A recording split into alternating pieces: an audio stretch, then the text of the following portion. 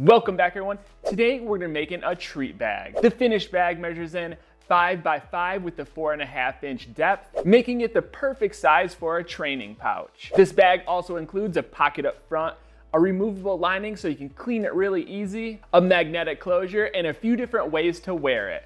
You can either clip it on or wear it with the strap. And this is a great project for all skill levels, so if you are new to sewing, you should have no problem following the easy step-by-step tutorial. And with all that being said, if you're new to the channel, grab that printable pattern and let's get started. Getting started with supplies, you're going to want to start with a 1/4 yard for your main fabric, and I recommend using a canvas, denim, nylon, or twill. These are all very durable fabrics that are easy to work with. And I'm actually going to be using a nice soft twill, a very heavy duty denim, and a lightweight nylon. But like always, feel free to test different fabrics and find something that works for you.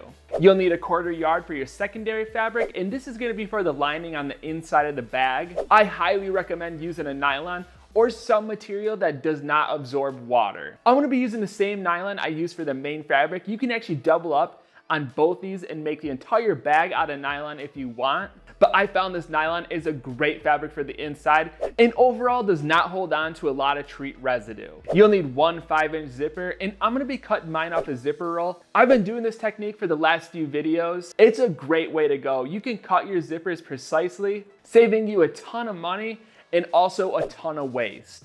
You'll need 2 yards of 1-inch webbing, and this is going to be used for the strap. So if you decide you're not going to be using a strap, you don't need the webbing. Going along with the webbing, you'll need 1 buckle and 1 slider. Since we are using 1-inch webbing, you're also going to want to get 1-inch hardware. If you decide to change the width of the webbing, just remember to change the width of your hardware. You'll need 1 magnet closure, and I highly recommend getting the 2-part magnets with the plastic on the outside. It makes it so easy just to sew right onto your bag and on the inside so the magnet's hidden and it just looks really professional. And lastly, you'll need your pattern. This pattern is available at properfitclothing.com. It's super easy to use. All you have to do is print it off, tape it together, and you're ready to go. And after you print your pattern out, the best thing to do is to cut off the top and one of the side edges. This is gonna allow you to overlap the pages for a perfectly aligned pattern. And once you gathered all your supplies and you have your pattern printed out, it's time to move into cutting. And after taping your pattern together, it should look like this. And from here, cut on the outside of the black line. And after cutting out your pattern, you should end up with 2 lining panels cut out of your secondary fabric, 2 bottom panels, 1 cut out of your main fabric and 1 cut out of your secondary fabric. And feel free to cut both of the panels out of the same fabric. 2 back panels cut out of your main fabric, 2 webbing loop panels cut out of your main fabric, 2 side panels cut out of your main fabric, 1 front bottom panel cut out of your main fabric, and lastly, 1 front top panel cut out of your main fabric. Moving on to construction, we're going to start by grabbing both of the webbing loop panels. And I'm using a secondary fabric. I just like this nylon fabric, but we're going to place the right sides together and sew all the way around the outside edge at a 1/4 inch seam allowance, leaving a gap on the short side. And once you reach the side, you're going to jump and leave an opening. I recommend adding a nice tack stitch, moving forward about 1 inch and finishing the stitch off. From here, we're going to trim the corners just to reduce some of the bulk so those corners pop out a little bit easier. And after trimming, we're going to find the opening and pull the right sides out. And to really get those corners popped out, you can either use the screwdrivers or the end of your scissors. And once the corners are popped out, we're going to seal off the opening by folding the right sides towards the opening and stitching all the way around the outside edge. And we're going to be stitching as close as we can to that edge, but feel free to add the stitch anywhere you would like. After finishing up your top stitch, double check to make sure all the layers got stitched together, place it off to the side, and grab your back panel. Place the right side of the fabric pointing up and find the center. We're going to be placing the complete webbing loop directly in the center towards the top edge of the panel. Before we stitch it down, we're going to add an optional feature. Cut a 4-inch strip of 1-inch webbing, grab a 1-inch width lobster clasp, feed the webbing through the lobster clasp with equal parts webbing on both sides of the clasp. And we're going to slide this directly behind the webbing loop on the top edge. This is optional. Feel free to take the lobster clasp out and just use the webbing strip. From here, you can just add your own clip whenever you want. And after figuring out the option you'd like to go with, you're going to want to stitch the top and the bottom edge. And be sure to add a nice tack stitch at the start and end of both of these stitches. You really want this panel to be locked down good so the belt doesn't rip this panel off. And I ended up going with the webbing and the lobster clasp. I like this look, but from here, place it off to the side and grab your front top panel. Going along with the front top panel, you're going to need a 5-inch zipper or just a zipper that's longer than the actual panel. Find the zipper edge, place the right sides together, and stitch at a 1/4 inch seam allowance. Flip the right sides open and add a top stitch.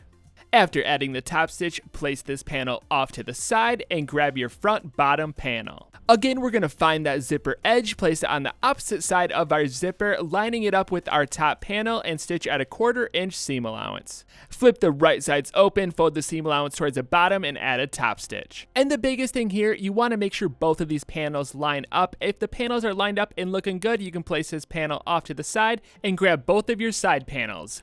Find the top edge on both of the panels, grab your second back panel, place your back panel behind your front panel assembly with both right sides pointing up, and then we're going to place the side panels on both sides with right sides together. Make sure the panels are lined up and stitch at a 1/4 inch seam allowance. Snip the zippers flush with the seam allowance. Open up the panel so the right sides are pointing up, fold the seam allowance to the left and the right, and add a top stitch to both of the side panels. After adding the top stitch, double check both sides, make sure all the layers got stitched together. And if everything's looking good, we're going to go ahead and grab our complete back panel, our front panel, and we're going to line up the side edges with right sides together. After pinning one edge, we're going to pull it to the opposite side and line up the other edge. And go ahead and stitch at a 1/4 inch seam allowance. And after stitching, make sure both of the panels are perfectly lined up, place it off to the side, and grab your bottom panels. We're going to be placing one of them on the bottom edge of our complete assembly. So place the complete assembly with the bottom edge pointing up, and we're going to line up the flat edge with the back panel. And I highly recommend pinning it down. After pinning it, we're going to stitch all the way around that outside edge at a 1/4 inch seam allowance. And this can be a little bit tricky going around those corners, so just take your time and de-thread if you have to. Double check the inside layers, pop the right side out, make sure it's looking nice from the outside edge. And if your curved edge and corners are looking nice, we can place this panel off to the side and grab your lining panels. The first thing we're going to do is mark out our magnet closure placement on both of the panels.